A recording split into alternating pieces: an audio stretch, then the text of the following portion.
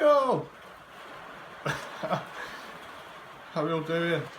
On this fine rainy day. It's a bit of a cold one, but you know that doesn't stop us from providing you with some information. Isn't that right? Fuck me. Can you even hear me? Well, what I thought I'd do is talk you through my leg day and how that it can give you an idea of how to structure yours potentially with thought processes that I have used. So, first off, you can read that leg extension. A simple isolation movement, get the quads short when we're fresh. Nothing more, nothing less. Well, actually, our ability to get into a shortened range for the quads is somewhat diminished towards the end of the workout. So hit it early while we're fresh and while we still can. Secondly,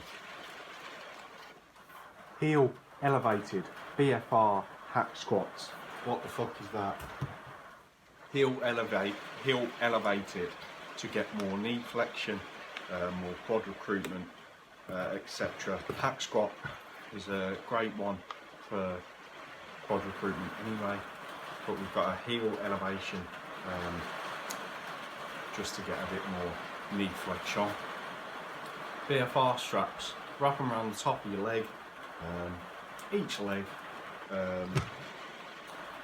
upper extremity of the joint, strap it in tight, and they end up, if anyone's done abseiling or anything, they make your balls look fucking massive.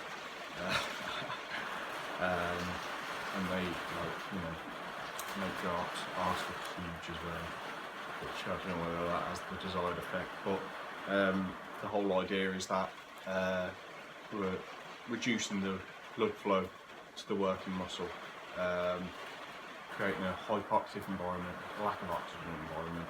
What that does is hits earlier, it recruits the high threshold motor units earlier in the workout, or earlier into the exercise, so it's basically more effective.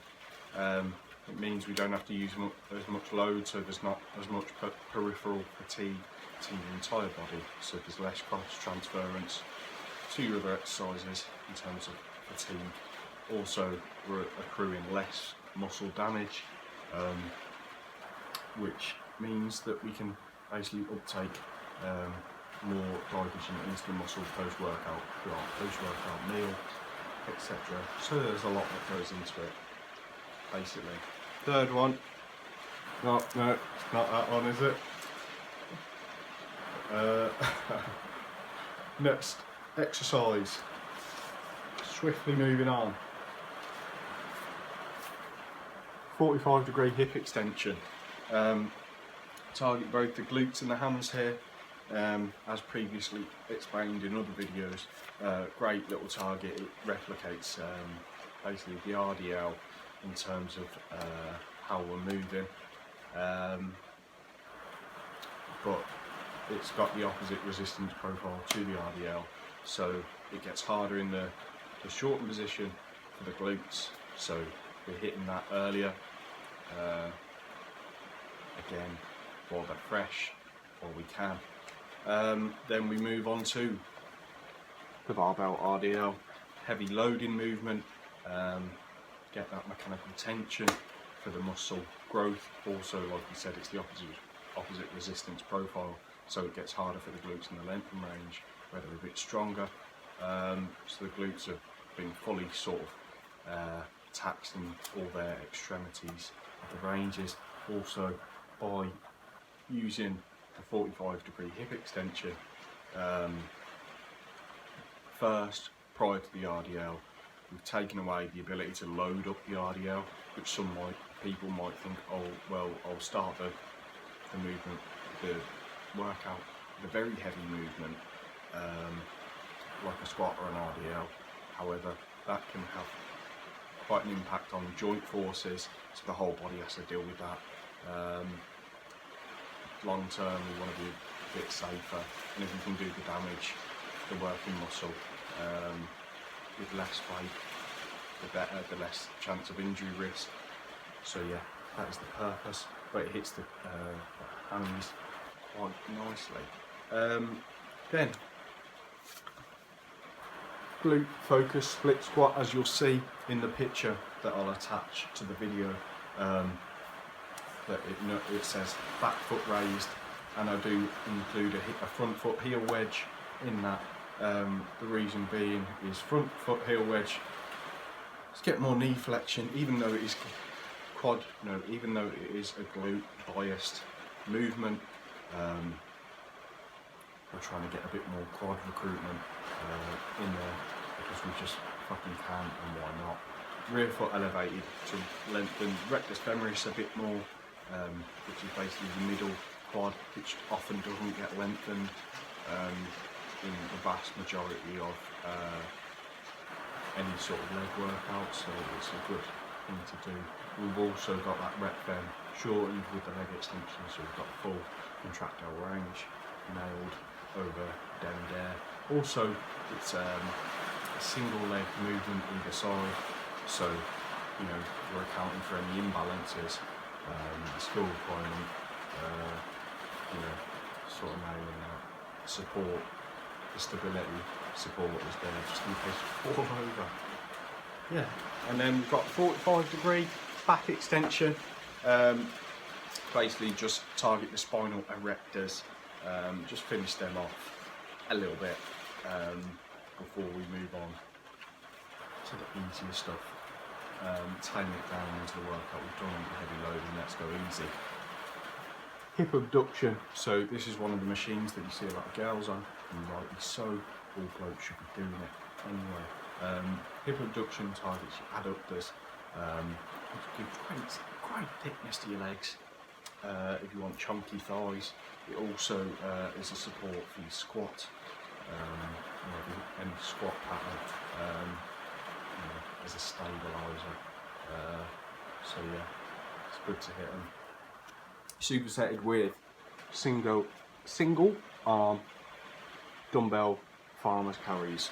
I've had trouble with sciatica in the past, and it is a good one for people with sciatica, as it's strengthening the quadratus laborum, and it's also targeting the glute medius. So it's an anti-rotation exercise. It's good for sports performance, challenges scapular depression, which more people should be challenging. Also, which only really gets challenged when you're doing shrugs. But yeah, anti-rotation, good for sports performance, good for sciatica and building up your back strength, and it's also has cross-transference into other exercises where you don't want rotation. So if you're going single arm on a dumbbell row, you don't want rotation. If you're going single arm, especially on any pulling movements, you don't want rotation throughout the body. And then the final two, extended set of the dual leg standing calf raises. Just get some calves in it, a little bit of a spring.